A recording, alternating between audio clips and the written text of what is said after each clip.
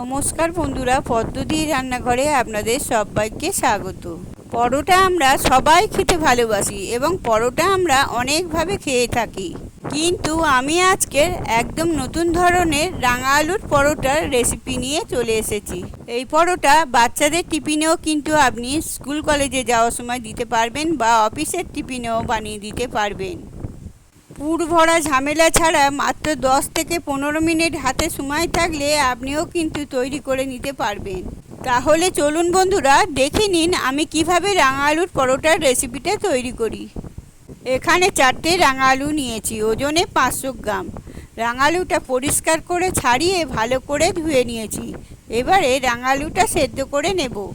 তার জন্য গ্যাসে একটা প্রেসার কুকার বসিয়েছি। প্রেসার কুকারটা গরম হয়ে গেলে প্রেসার কুকারের মধ্যে দিয়ে দিচ্ছি বেশ কিছুটা জল।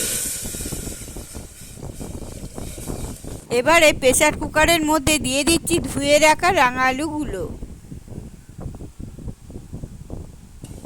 এবার প্রেসার কুকারের ঢাকা দিয়ে গ্যাসের ফ্লেমটা মিডিয়াম করে প্রেসার কুকারের 2টো সিটি মেরে রাঙা আলুটা সেদ্ধ করে নেব। এবারে রাঙা আলু পরোটার জন্য একটা ভাজা মশলা করে নেব। তার জন্য গ্যাসে একটা চাটু বসিয়েছি। চাটুটা গরম হয়ে গেছে। গ্যাসের ফ্লেমটা মিডিয়াম করে চাটুর উপরে দিয়ে দিচ্ছি 4টে শুকনো লঙ্কা। আপনারা যে যেরকম ঝাল খাবেন সেই বুঝে লঙ্কা দেবেন। এরপরে দিয়ে দিচ্ছি 2.5 চামচ গোটা জিরে। লঙ্কা আর জিরেটা ভালোভাবে নাড়াচাড়া করে লাল করে ভেজে নেব।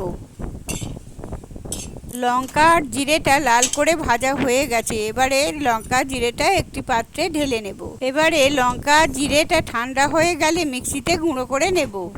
এদিকে প্রেসার কুকারটা ঠান্ডা হয়ে গেলে প্রেসার কুকার থেকে রাঙা আলুটা জল ঝরিয়ে একটি পাত্রে তুলে নিয়েছি।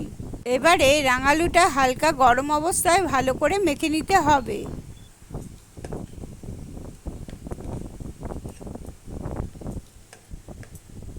রাঙা আলুটা খুব ভালো করে মেখে নিয়েছি। এবার একটা বড় পাত্র নিয়েছি। পাত্রের মধ্যে দিয়ে দিচ্ছি ছোট বাটি 2 বাটি ময়দা।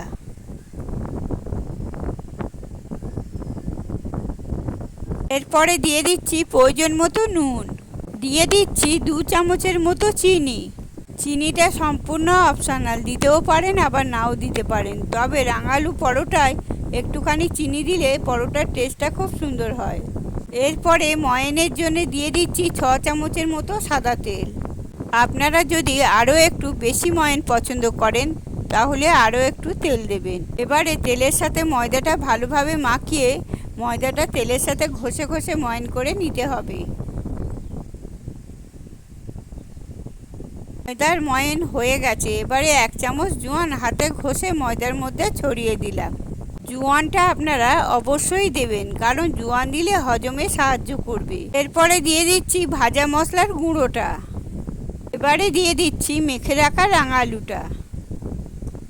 এবারে বন্ধুরা, ভাজা মশলা আর রাঙা আলু মাখার সাথে ময়দাটা খুব ভালো করে মেখে নেব। আর একটা কথা বলছি বন্ধুরা, ময়দা মাখার সময় যদি একটু জলের প্রয়োজন হয় তাহলে একটু জল দেব। বন্ধুরা, ময়দাটা মাখতে আমার অল্প একটু জলের প্রয়োজন হবে।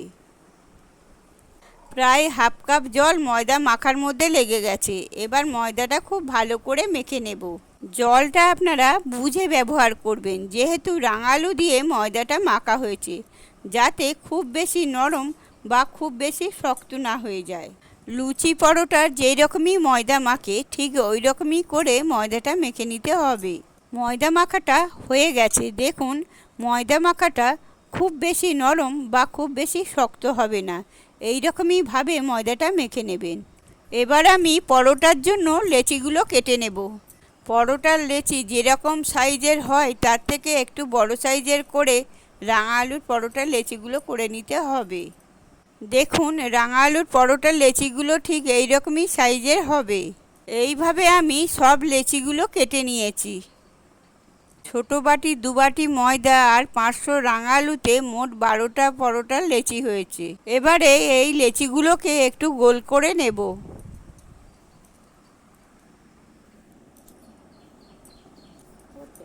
এইভাবে সব লেচিগুলো গোল করে নিয়েছি। এবারে পরোটাগুলো বেলে নেব। শুকনো ময়দা ছড়িয়ে আমি পরোটাগুলো বেলে নিচ্ছি। আপনারা চাইলে তেল দিয়েও বেলে নিতে পারেন।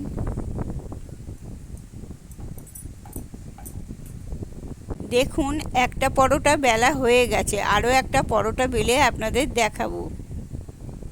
আবারও অল্প একটু ময়দা ছড়িয়ে রুটির থেকে পরোটাগুলো একটু মোটা করে বেলে নেব। আপনারা নিরামিষ দিনে এই রকমভাবে রাঙা আলুর পরোটা বা এমনি পরোটা এইভাবে পুর না বানিয়ে বানাতে পারেন। তাতে ঝামেলা কম থাকে আর খুব তাড়াতাড়ি হয়েও যায়।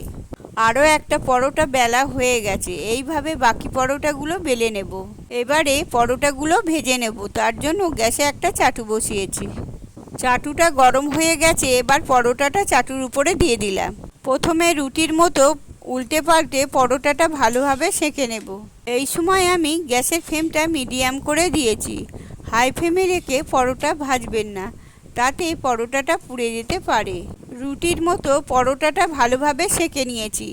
এবারে পরোটার উপরে 2 চামচ তেল ছড়িয়ে দিয়ে পরোটাটা উল্টে পাল্টে ভালোভাবে ভেজে নেব।